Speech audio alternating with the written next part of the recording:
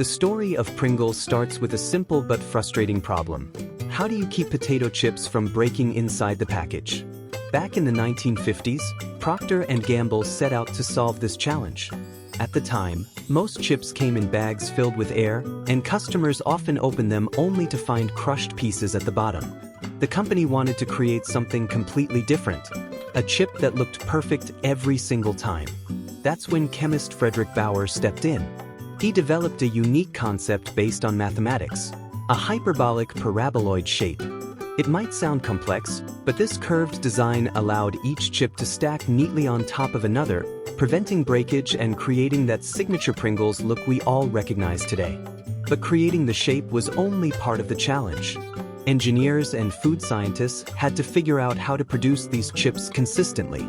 Unlike traditional potato chips, Pringles are not made from thin slices of whole potatoes. Instead, they are formed from a carefully designed dough made of dehydrated potato flakes, starch, and flour. This mixture is rolled out, cut into identical shapes, and then molded into that iconic curve before being cooked.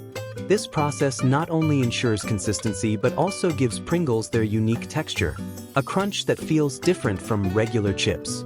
Some people even debate whether Pringles should be called chips at all, since they're technically a processed snack rather than sliced potatoes. After years of development, Pringles officially launched in 1968 under the name Pringles Newfangled Potato Chips. The name was, let's say, not the most catchy. It was eventually shortened to simply Pringles, making it much easier to remember and market. Another major innovation was the packaging. Instead of a fragile bag, Pringles came in a rigid cylindrical can. This design helped protect the chips, made them easy to stack, and even allowed people to store them more conveniently.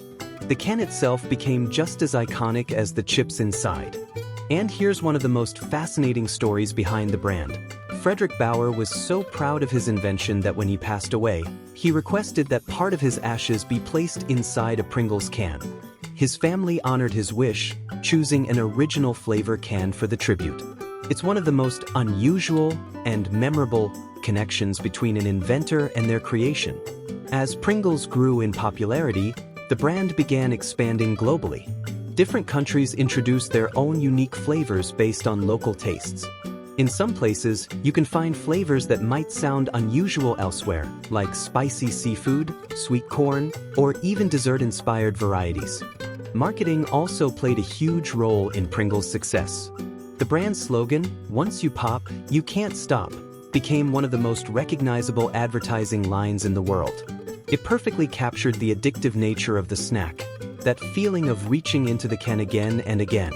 In 2012, Pringles was acquired by Kellogg's, further expanding its global reach. Today, it's sold in over 140 countries and continues to innovate with new flavors, limited editions, and creative campaigns. Interestingly, Pringles has even been at the center of legal debates.